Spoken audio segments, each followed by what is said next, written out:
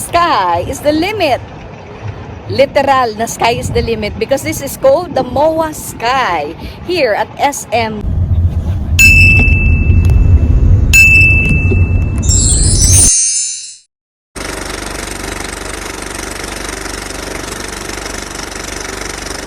Welcome to MOA Sky. Wow, ang dami nila. And they're enjoying the park. O, kala mo may mga grass, pero artificial grass lang siya. Ay, how nice. Ano kaya nandyan? Punta tayo. Tingnan natin what's in here. Walang keep off the grass kasi hindi naman siya tunay na grass. Hello! Hi! Yeah, we'll see. Ayan o. Wow! Okay. Hindi ka na pala aakyat doon o. Oh, dito lang. Inflatable lang siya. Alright. Ayan po o. Hello. Ang dami. Diba? Enjoy sila oh. At ang lawak na ng reclaimed area. Kanya-kanyang picture. Picture here, picture there. IG worthy naman talaga. Para sa inyong mga social media. Yung iba nagti-TikTok. Dance-dance lang kayo dyan. Yung iba nagpi-picnic. Ayan oh, ang ganda niya talaga guys na park. So, oo, syempre, sino gumawa nito? Private sector. Yun po ang SM, diba? Oo, in this complex actually, kumpleto na halos kasi may simbahan na, may eskwelahan, that's UNU or National University. Pero hindi naman po lahat ng courses ay offered dyan. Yung iba, nasa ibang nila, nasa ibang campus. Meron sila sa Manila. So, ayan po. Punta natin sandali. Oo, para meron tayong overlooking. Oo, yung mga estudyante, syempre, from school, enjoy na sila dito. Nakakapag-bonding with their friends and classmates. Mga ka-Berks.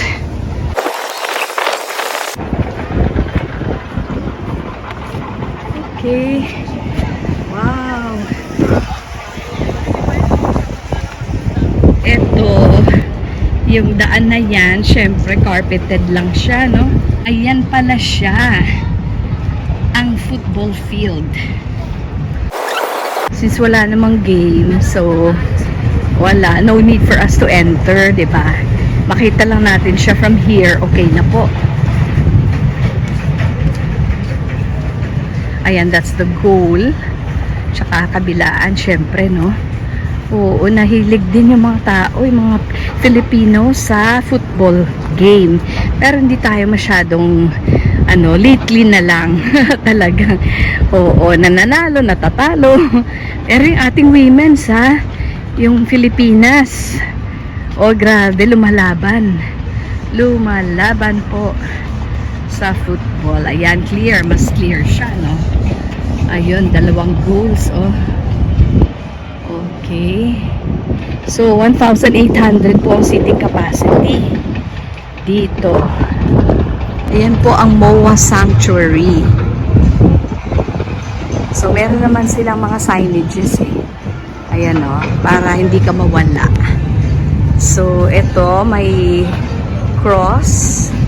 Tapos, may lighted siya. Mas maganda siguro at night, no? So, 5th Mysteries.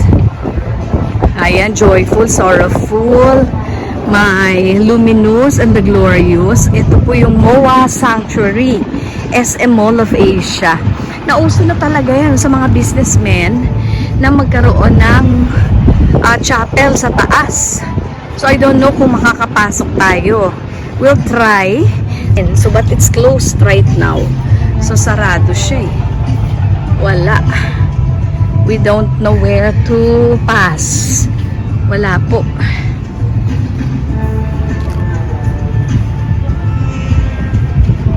Siguro binubuksan lang pag may misa. I do not know. Okay. So magkakaroon po ng exhibit pala dyan etong month of March. Okay, talagang ano na ngayon eh. Oh, they're incorporating religion, faith, talagang isinasalin na talaga nila sa mga malls. Kasi alam naman nila, mga Chinese na, many of them are already converts na din naman to the Catholic faith. And napaka-ano po nila, napaka-generous po nila. So they are practicing actually what we call charity, yung Christian charity. Ganoon po. So, no question about that. Talagang napakaganda, napakagaling po. Blessed sila, super blessed. That's the MOA football pitch. That's the football, you see? So, dito pala yung entrance. Oh, ha? MOA Sky. Sky is the limit. Palang MOA Amphitheater. Look at that. Ayun, doon pala yung amphitheater. Silipin natin, dali. O, alam niyo naman kung ano yung amphitheater, diba? Yung amphitheater, paikot, circular siya. Circular in form. So, level 4 MOA Sky football pitch. Basta it's FIFA grade. FIFA grade. Ano pong ibig sabihin ng FIFA? It's a Federation International the Football Association. Ito pala yung amphitheater. So we can actually enjoy so many events here. Yes. Ando naman sa kabila actually yung mga concerts. MOA Arena. So punta tayo doon banda. Wait. The amphitheater. Maliit lang siya na amphitheater pero ganun pa man. Yes, meron din talaga parang stair-like structure. Ayan, ganyan naman talaga yung amphitheater eh. O, maupo ka dito. And then may grass. And then, ayan, mayroong pwede kang lumakad-lakad. Yes, kasi ano siya eh. Grass carpet. Pwedeng maglaro ang mga bata. Malaya silang maglaro.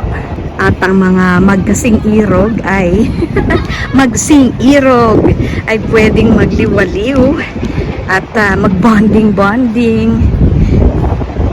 Napakaganda kaya ng MOA Sky. Ayan, ang daming pumupunta dito sa MOA. So, ito pala yung mga CR. Oh, ayan yung mga from downstairs paakyat. Diba? Ito elevator. To main mall. Ayan pala. Yan ang mga CRs. Makikita mo naman, no, meron siyang signages. So, walang problema. Hindi ka mawawala. Hindi ka maliligaw. Yun. Ito naman parang fairyland. Parang fairyland.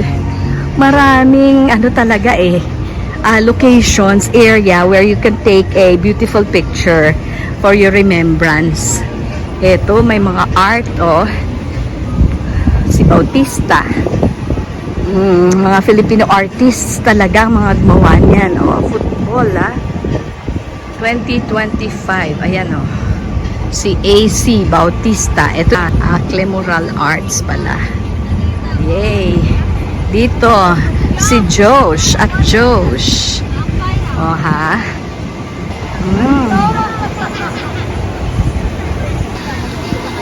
Wala kang mag-isa. Ayan, may kabute. The mushroom from Fairyland. And the butterflies. Go to the other side. Kasi let's try to witness the sunset of Manila Bay.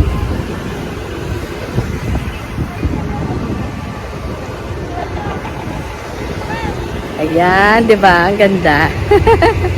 Ayan, oh, they're moving not only with the wind but also mechanically. Ayan, meron siyang movements talaga. Oo, di ba? Close open yung kanilang mga wings. Magkakabarkada, magkakatrabaho, sasayawan yan eh. Yan, sa kanilang mga TikTok or whatever. Families and all. Yan. Di matapos-tapos ang pictorial eh, di ba? Uy, may angkor. The anchors. Dito, no, discovered before the Mall of Asia rose. Unearthed from Manila-based silt. You see, what is that a symbol of? It symbolizes the city's resilience and deep maritime roots.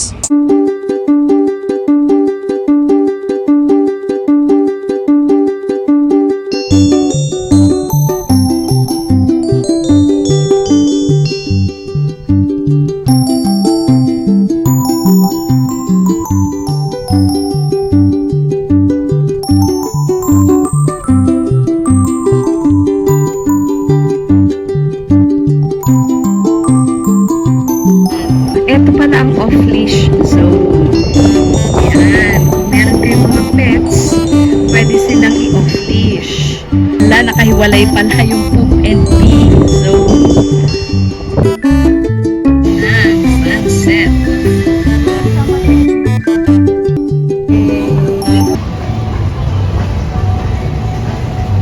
So, all around, nakikita nyo po, merong mga solar panels. Ayan, hindi ko lang po alam kung ilang panels, basta what I know is lahat ng mga solar panels na yan nakakapag-collect siya ng energy that can supply 5% of all the electric needs or the power needs of MOA. Kasi ang laki naman po ng MOA, no? O as a mall, napakalaki yung MOA. So 5% daw po niyan ang nasusupply na energy galing dun sa mga solar panels na yan.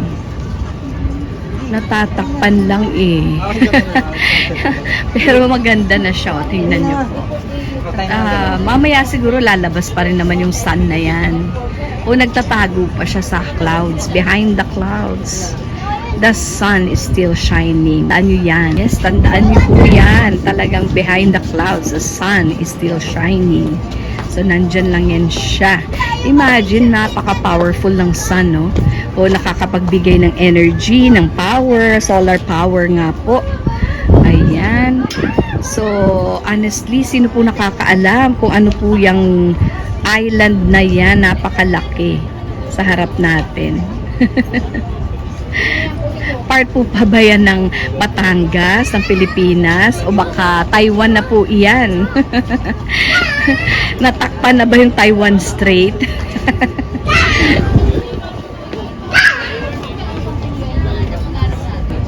Ang tagal pala mag-antay ng sunset, no?